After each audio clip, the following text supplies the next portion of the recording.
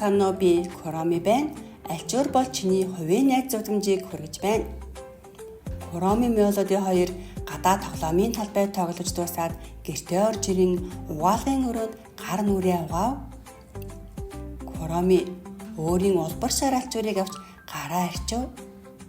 Харин Мелоди ямар альчуураар арчхаа мэдэхгүй гайхан зогсож байв. Энэ шар альчуур аавын, ягаан альчуур ээжийн, нэл ягаан альчуур ахын, харин ногоон альчуур зочных чи манай зочин тул ногоон альчуураар арчаарай.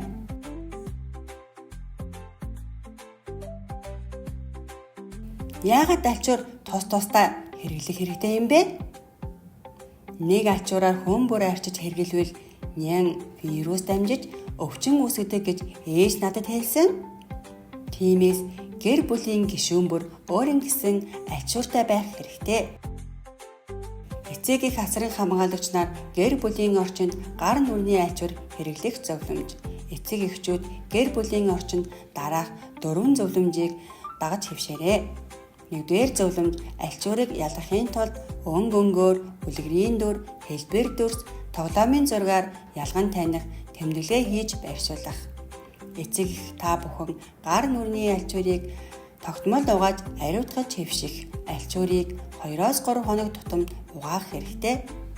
3-р зөвлөмж, альчуураа зөв хэрэглэх. Гарын альчуур хэрэглэсний дараа үлгүүрт дэлгэж гааржуултай газар хатаах хэрэгтэй. Хэд чигтэй газар угаалгын өрөөнд хадгалбал муудаж, муухай өнөртөх, бактери үржих эрсдэлтэй. 4-р зөвлөмж, зочдод зориулсан тусгай альчууртай байвал зүйтэй. Өөрийн альчуураар тогтмол арчиж хэвшүүлэх, хэрхэн зөв хэрэглэхийг зааж сургах дадал болохоор хамгийн гол нь ариун цэврийг сахих нь гэр бүлийн бүх гишүүдийн эрүүл мэндэд тустай. Эцэг их асран хамгаалагч харгалзан дэмжигч та бүхэн хүүхдтэй зөв үлгэр дуурайлал үзүүлэх нь тэдний гэрэл төрөөдийн тойл юм. Сэлгээний альчуурыг дааван уулыг хананд өлгөх.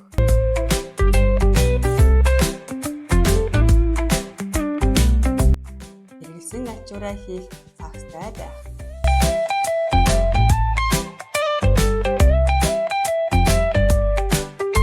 Хуваарийн самбар байрлуулан альчуур солих өдрөө тэмдэглэх.